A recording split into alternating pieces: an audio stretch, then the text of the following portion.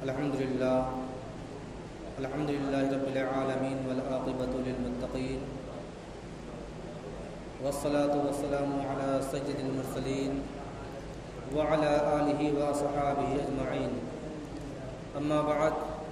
فأعوذ بالله من الشيطان الرجيم. بسم الله الرحمن الرحيم. فسيكفيكهم الله والسميع العليم. صدق الله مولانا العظيم وبلغنا رسوله النبي الأمين المكين الكريم ونحن على ذلك لمن الشاهدين والشاكرين والحمد لله رب العالمین. محترم سامعین، آئیے کچھ عرض و معروض سے قبل اپنے آقا نامدار مدینے کے تاجدار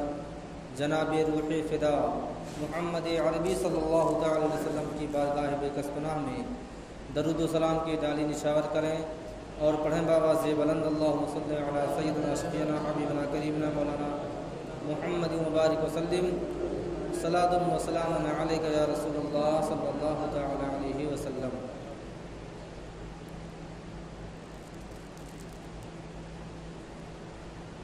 محترم سامعین، ماہ ذی الحجہ کی آج 22 تاریخ ہے اور اسی مہینے کی 18 تاریخ کو جو تاریخ گزر چکی ہے، یعنی 18 ذی الحجہ کو خلیفہ سوم حضرت سیدنا عثمان غنی رضی اللہ تعالی عنہ کا وصال اور ان کی شہادت کی تاریخ ہے. 18 ذی الحجہ جو منگل کے دن تھا، اسی دن حضرت عثمان غنی رضی اللہ تعالی عنہ کی شہادت ہوئی. آپ میرے نبی حضور تاجدار مدینہ صلی اللہ تعالی علیہ وسلم کے تیسرے خلیفہ ہیں. آپ حضور کے داماد بھی ہیں. آپ کا لقب ذو النورین بھی ہے. حضرت عثمان غنی رضی اللہ تعالی عنہ کی فضیلت، ان کا مرتبہ میرے نبی نے اپنی زندگی میں کئی بار فرمایا. سب سے پہلے آپ نے یہ فرمایا ہجرت کے موقع پر، جب حضور تاجدار مدینہ صلی اللہ تعالی علیہ وسلم مکہ کی سرزمین سے نکل کر کے مدینہ منورہ کی سرزمین پر پہنچے اور جب آپ نے مدینے کی سرزمین پر ایک تاریخی مسجد کا بنیاد رکھنا چاہا، جسے آج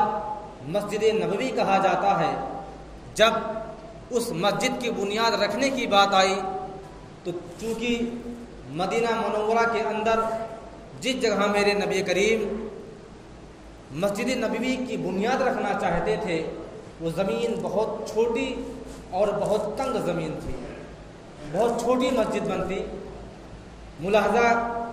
کرتے ہوں گے وہ حاجی جو حج کرنے کے لیے جاتے ہیں، جو زیارت کرنے کے لیے مدینہ منورہ کی سرزمین پر پہنچتے ہیں، دیکھیں ملاحظہ کرتے ہوں گے کہ دنیا کی کتنی بڑی مسجد نبوی ہے. لاکھوں لوگ ایک ساتھ نماز ادا کرتے ہیں. سوچئے جب اس مسجد کی بنیاد رکھنے کی بات آئی تو چونکہ زمین تو اطراف میں بہت تھی لیکن مسلمانوں کے انڈر میں نہ تھی اور ان کی ملکیت میں بھی نہیں تھی، دوسرے لوگوں کی زمین تھی، دوسرے گروہ والوں کی زمین تھی. اس وجہ سے میرے نبی نے فرمایا مسلمانوں میں جو شخص مسجد نبوی کی تعمیر کے لیے زمین خرید کر کے دے گا، میں اسے دنیا ہی میں جنت کی بشارت دیتا ہوں. میں اسے جنت ہبہ کر دوں گا جو شخص مسجد نبوی کی تعمیر کے لیے زمین خریدے گا. کوئی سامنے نہیں آیا. یگانہ اور یکتائی روزگار حضرت عثمان غنی ذو النورین رضی اللہ تعالیٰ عنہ کی ذات بابرکات آگے کھڑی ہو گئی. آقا حکم فرمائے کتنی زمین چاہیے؟ میری ساری مال و دولت اس مسجد نبوی کی بنیاد کی تعمیر کے لیے میرا سارا مال و دولت نبی کے ایک نام پر قربان ہے۔ حضرت عثمان غنی رضی اللہ تعالیٰ عنہ نے لاکھوں کی ملکیت کو حضور تاجدار مدینہ صلی اللہ تعالی وسلم نے جتنی نشاندہی فرمائی کہ اے عثمان، مسجد نبوی کی تعمیر کے لیے، اس کی بنیاد کے لیے اتنی زمینیں درکار ہیں، تمام زمینوں کی رقم اللہ تبارک و تعالیٰ کہ وہ تیسرے خلیفہ، میرے نبی کے تیسرے خلیفہ حضرت عثمان غنی رضی اللہ تعالیٰ عنہ نے آپ کی خدمت میں مال و دولت پیش کر دی، اور زمین کی خریداری ہوئی، اس کی بنیاد پڑی اور تعمیر ہوئی۔ ایک مرتبہ وہ، اور دوسری مرتبہ عثمان غنی رضی اللہ تعالیٰ عنہ کو میرے نبی کریم صلی اللہ علیہ وسلم نے جنت کی بشارت دی اور کہا، کیونکہ جب تمام مہاجرین جو مدینے کی سرزمین سے، جو مکے کی سرزمین سے مدینے کی سرزمین پر آئے تھے، تو چونکہ مدینہ منورہ کی سرزمین پر مسلمانوں کی اتنی آبادی نہ تھی، صرف اور صرف یہودیوں کی آبادی تھی یا دوسرے فرقے والوں کی آبادی تھی، اور پورے مدینے کی سرزمین پر صرف ایک کنواں موجود تھا جس کا پانی بہت ہی میٹھا تھا اور جو پینے کے قابل تھا۔ لیکن جب مدینے کی سرزمین پر مسلمانوں کی تعداد بڑھ گئی اور پانی کے اخراجات بڑھ گئے، تو چونکہ وہ کنواں ایک یہودی کی ملکیت میں تھا، اس نے کیا کرنا شروع کر دیا کہ کنویں کے پانی کو بیچنا شروع کر دیا، اور کافی قیمت لے کر کے مسلمانوں کو پانی دیا کرتا تھا۔ لوگ پینے کے لیے ترسنے لگے، لوگ دھونے اور نہانے کے لیے تڑپنے لگے۔ تب جب میرے نبی کریم صلی اللہ علیہ وسلم تک بات پہنچی، پھر میرے نبی نے اعلان فرمایا، اگر میرے صحابہ میں کوئی شخص اس بیر روما کو، جس کنویں کا نام بیر روما تھا، اگر اس کنویں کو مسلمانوں کے لیے خرید کر کے وقف کر دے گا، اسے میں جنت عطا کر دوں گا۔ کوئی صحابی، کوئی مسلمان سامنے نہ آئے، لیکن سب سے پہلے حضرت عثمان غنی رضی اللہ تعالیٰ عنہ سامنے آتے ہیں اور فرماتے ہیں، حضور کتنی قیمت کی ضرورت ہے؟ آپ نے فرمایا، جاؤ یہودی سے بات کر لو، کتنی قیمت مانگتا ہے۔ جب حضرت عثمان غنی رضی اللہ تعالیٰ عنہ یہودی کے پاس پہنچتے ہیں تو اس نے کہا، کیونکہ اس کنویں کے ذریعے سے وہ کمائی تھا، اس کی تجارت تھی، وہ کمائی کر رہا تھا، اچھا روپیہ کما رہا تھا، بیچنا نہیں چاہ رہا تھا۔ حضرت عثمان غنی رضی اللہ تعالیٰ عنہ نے بار بار اسے سفارش کی، لیکن تیار نہ ہوا۔ حضرت عثمان غنی رضی اللہ تعالیٰ عنہ نے دل کھول کر کے پوچھا، اے یہودی، تو اس کی کتنی قیمت لینا چاہتا ہے؟ کہا، میں اتنی قیمت مانگ لوں گا کہ تم دینے کے لیے تیار نہیں ہو پاؤ گے، اور تمہارے پاس اس اتنا نہ تو مال و دولت ہے کہ تم دے لے جاؤ۔ حضرت عثمان غنی رضی اللہ تعالیٰ عنہ نے کہا، تم بتاؤ تو صحیح۔ اس نے کہا، پہلی شرط تو یہ ہے کہ میں پورا کنواں آپ کو قیمت میں ادا نہیں کروں گا، پورا کنواں میں بیچوں گا نہیں، صرف آدھا کنواں بیچوں گا اور آدھا اپنے لیے رکھوں گا۔ حضرت عثمان غنی رضی اللہ تعالیٰ عنہ نے کہا کہ چل آدھے کنویں کی قیمت بتا دے۔ اس نے کہا کہ 12,000 دینار۔ اس زمانے میں 12 کروڑ کے برابر تھا۔ آج اس زمانے میں اگر اس زمانے کے پیسے کو کیلکولیٹر کیا جائے تو تقریباً 12 ارب سے زیادہ روپیہ آ جائے گا۔ سوچئے، چھوٹے سے کنویں کی قیمت اتنی زیادہ کہ اس کے بدلے میں دوسری جگہوں پر سینکڑوں کنویں خریدے جاتے، لیکن حضرت عثمان غنی رضی اللہ تعالیٰ عنہ نے اپنے نبی کے فرمان کی تعمیر کی، اور مسلمانوں کے پانی پینے کے لیے آپ نے جو انتخابات کیا، آپ نے جو اپنی مال و دولت کو خرچ کیا،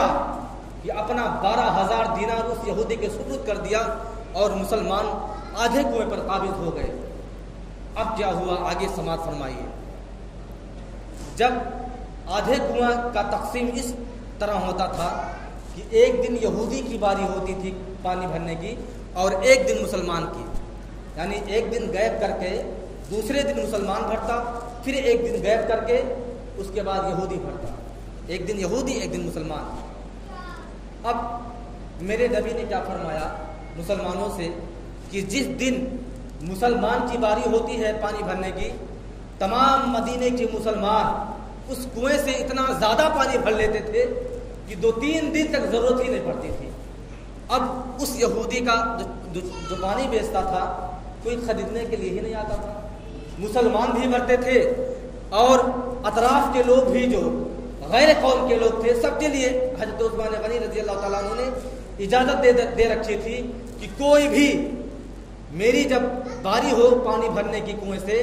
کوئی بھی بھر سکتا ہے، چاہے مسلمان ہو، چاہے عیسائی ہو، چاہے یہودی ہو، چاہے کافر ہو، چاہے مشرکین ہو، کوئی بھی پانی بھر لے۔ اب سارے لوگ، پورے مدینے کے لوگ، اطراف کے لوگ، دیہات کے لوگ، سب لوگ اتنا پانی اس دن بھر لیتے تھے کہ دوسرے دن ضرورت ہی نہ پڑتی تھی۔ یہودی سارے دن انتظار کرتا شاید کوئی آدمی آ جائے، پانی خریدنے کے لیے کوئی آتا ہی نہیں۔ ایسے چند مہینے گزر گئے، کچھ 1 روپے کی بکری نہ ہوئی۔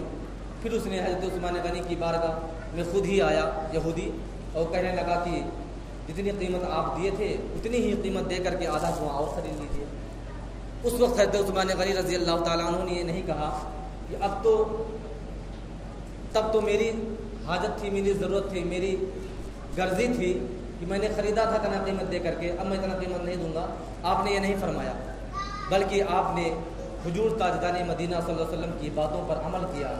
آپ نے آدھا کنواں خریدنے کے لیے حکم نہیں دیا تھا، بلکہ پورا کنواں۔ اسی بات کو مد نظر رکھتے ہوئے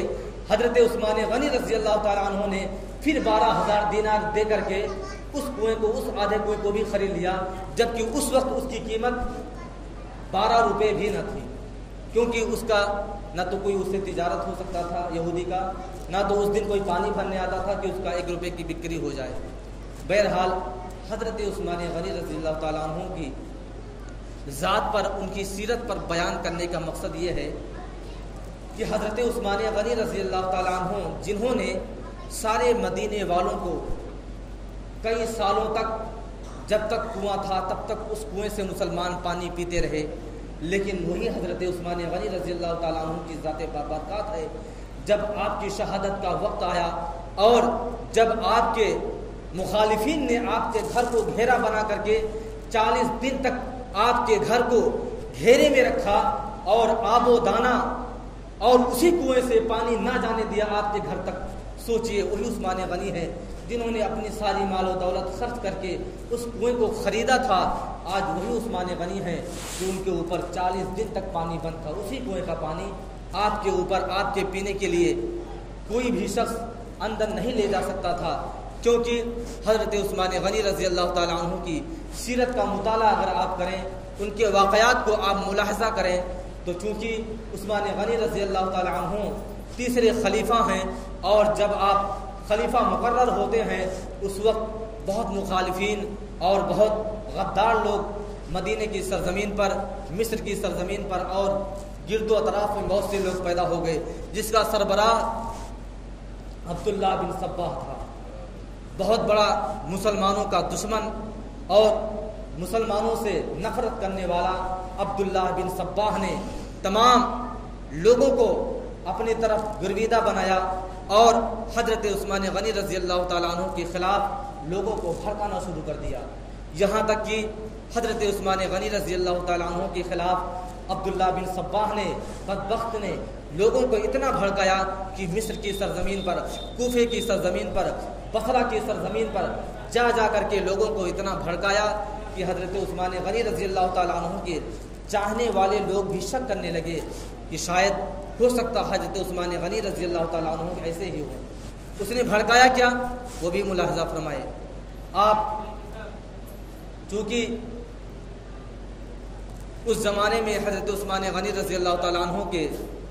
زمانے میں طرابلس کی سرزمین پر ایک جنگ لڑی گئی، طرابلس کی سرزمین پر ایک جنگ لڑی گئی جس کے سپہ سالار حضرت عبداللہ بن سعد رضی اللہ تعالیٰ عنہ تھے، جو مصر کے گورنر تھے۔ حضرت عثمان غنی رضی اللہ تعالیٰ عنہ کے زمانے میں طرابلس کی پہلی جنگ لڑی گئی، اور اس جنگ میں حضرت عثمان غنی رضی اللہ تعالیٰ عنہ نے کہہ رکھا تھا حضرت عبداللہ بن سعد سے، جو مصر کے گورنر تھے، کہ اگر آپ اس جنگ میں کامیابی حاصل کرتے ہیں تو مال غنیمت کا 5واں حصہ آپ کے سپرد کر دیا جائے گا، جبکہ اسلامی قانون کیا تھا؟ اس لیے اسلامی قانون یہ تھا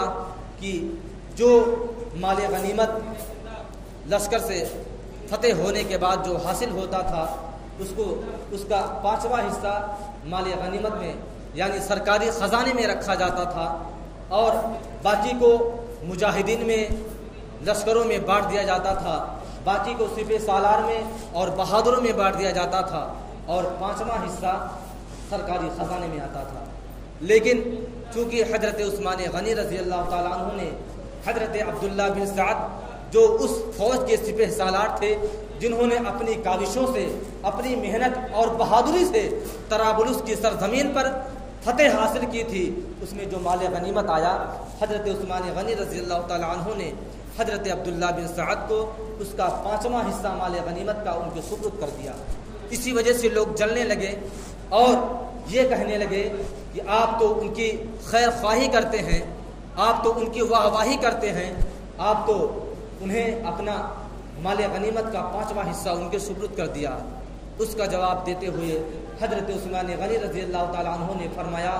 کہ میں نے ایسا وعدہ کیا تھا، اور ایسا وعدہ کرنے کی وجہ یہ تھی کہ تاکہ مجاہدین میں جذبہ پیدا ہو جائے، اور جو عبداللہ بن سعد سپہ سالار ہیں ان کے اندر حد سے زیادہ بہادری اور جذبہ اور شوق جہاد پیدا ہو جائے، تاکہ کسی طریقے سے بھی طرابلس کی سرزمین پر فتح اور کامرانی حاصل کی جائے۔ حضرت عثمان غنی رضی اللہ تعالیٰ عنہ نے اس کا جواب دیا۔ بہرحال آپ کے مخالفین اتنا زیادہ تھے، آپ کے دشمن اتنے زیادہ ہو گئے تھے کہ آپ کی کسی بات کو ماننے کے لیے تیار نہ تھے۔ دوسری وجہ یہ بنی کہ مدینہ المنورہ کی سرزمین سے کچھ تھوڑی سی دوری پر ایک چراگاہ تھا جو سرکاری چراگاہ تھا۔ حالانکہ وہ چراگاہ پر عام لوگوں کو چرانے کے لیے پہلے سے پابندی لگ گئی تھی، کیونکہ لشکروں میں اور سرکاری جانور اتنے زیادہ تھے کہ اگر عام لوگ وہاں پر چراگاہ اپنا بناتے اس جگہ کو، تو سرکاری اس میں جو جانور تھے جو لڑائی کے لیے رکھے جاتے تھے، جیسے اونٹ ہوا، گھوڑا ہوا، دیگر سواری ہوئی، اس کے لیے الگ سے منتخب کیا گیا تھا کہ یہاں پر صرف سرکاری ہی جانور چریں گے، باقی عام لوگ گرد و طرف میں کہیں بھی چرا سکتے ہیں، لیکن اس سرکاری زمین پر نہیں۔ اس پر حالانکہ حضرت عثمان غنی رضی اللہ تعالیٰ عنہ کے دور خلافت سے پہلے ہی پابندی لگ گئی تھی، لیکن مخالفین اور آپ کے دشمنان آپ کے اوپر الزام لگاتے تھے کہ آپ ہی نے ایسا کہا ہے اور عام لوگوں کو روک رکھا ہے، جبکہ حضرت عثمان غنی رضی اللہ تعالیٰ عنہ نے اپنے دور خلافت میں ایسا بالکل نہ ہونے دیا، اور عام لوگوں کو بھی آپ نے اجازت دے رکھی تھی کہ سرکاری چراگاہ میں اگر کچھ لوگ چاہتے ہیں چرانا اپنے چراہ کو، اپنے جانوروں کو، تو اس جگہ چرا سکتے ہیں۔ لیکن آپ کے مخالفین نے اس پر بھی الزام لگایا اور آپ کے دشمن ہو گئے، اور آپ کے گھر کو تقریباً 40 دنوں تک گھیرے رکھا، اور سب سے پہلے جب گھیرا بنانے کے لیے لوگ آپ کو شہید کرنے کے لیے آئے تو حضرت علی، حضرت سعد بن وقاص، حضرت طلحہ اور دوسرے جید صحابی رسول صلی اللہ تعالی علیہ وسلم اس تمام مخالفین کا مقابلہ کرنا چاہا اور ان کو یہاں سے ہٹانا چاہا، تو حضرت عثمان غنی رضی اللہ تعالیٰ عنہ نے انہیں منع فرما دیا اور یہ کہہ کر ان کو ہٹا دیا کہ ان کو سمجھا بجھا کر کے یہاں سے ہٹا دیا جائے، تاکہ جو پاک سرزمین ہے، جو مدینہ المنورہ کی سرزمین ہے، میری وجہ سے آپس میں دو مسلمان ٹکرائیں، مجھے گوارا نہیں، مجھے شہید کر دیا جائے، مجھے وہ برداشت ہے، لیکن مجھے یہ گوارا نہیں کہ آپس میں مسلمان لڑ جائیں، میں یہ نہیں چاہتا۔ اگرچہ وہ مسلمان منافقین میں شامل ہو گئے ہیں، میرے دشمن آج ہو گئے ہیں، لیکن پھر بھی میں خون ریزی نہیں چاہتا، کیونکہ اور ان لوگوں کا مقصد یہ تھا کہ حضرت عثمان غنی رضی اللہ تعالیٰ عنہ خلافت سے سربستہ ہو جائیں، خلافت کو خود ہی چھوڑ دیں اور عاجز ہو کر کے یہاں سے چلے جائیں اور خلافت سے استعفیٰ دے دیں۔ لیکن حضرت عثمان غنی رضی اللہ تعالیٰ عنہ کو میرے آقا نامدار حضور تاجدار مدینہ صلی اللہ علیہ وسلم نے اپنی زندگی میں ارشاد فرمایا تھا، اے عثمان، تم ایک زمانے میں خلافت کا لباس پہنو گے اور تمام مخالفین اور تمام تمہارے دشمن لوگ آپ کو خلافت سے اتارنا چاہیں گے، جو آپ نے خلافت کا لباس زیب تن کر رکھا ہے اس کو لوگ اتار کر پھینکنا چاہیں گے، اے عثمان غنی اس وقت امتحان تمہارا رہے گا، تم اس لباس کو کبھی نہ اتارنا۔ یعنی میرے نبی کریم صلی اللہ علیہ وسلم نے اپنی زندگی میں اپنی باحیات میں فرما دیا تھا کہ عثمان غنی کے اوپر ایک بڑی مصیبت آئے گی اور ایک ایسا دن بھی آئے گا کہ ان کو اسی خلافت کی وجہ سے شہید کر دیا جائے گا، لیکن آپ نے کہہ رکھا تھا اے عثمان غنی میرا مشورہ ہے اور میرا حکم ہے کہ اے عثمان غنی تم خلافت کے جامے کو اپنے بدن سے مت اتارنا اور خلافت کو اپنے حساب سے ڈٹ کر کے مقابلہ کرنا، اور جس طرح تم انصاف اور عدل کرتے ہو اسی طرح اپنے دور خلافت میں عدل و انصاف کرتے رہنا اگرچہ تمہارے دشمن پیدا ہوتے جائیں۔ اسی پر حضرت عثمان غنی رضی اللہ تعالیٰ عنہ نے عمل کیا۔ اللہ تبارک و تعالیٰ کی بارگاہ میں دعا ہے کہ اللہ تبارک و تعالیٰ ہم تمامی مسلمانوں کو اپنے نبی کریم اور تمام صحابہ کرام رضی اللہ تعالیٰ عنہ کے نقش قدم پر چلنے کی توفیق و رفیق عطا فرمائے۔ ہم تمامی مسلمانوں کو اللہ تبارک و تعالیٰ نیک بنائے، ایک بنائے، صراط مستقیم پر چلنے کی توفیق و رفیق عطا فرمائے۔ وآخر دعوانا الحمدللہ رب العالمین۔ السلام علیکم۔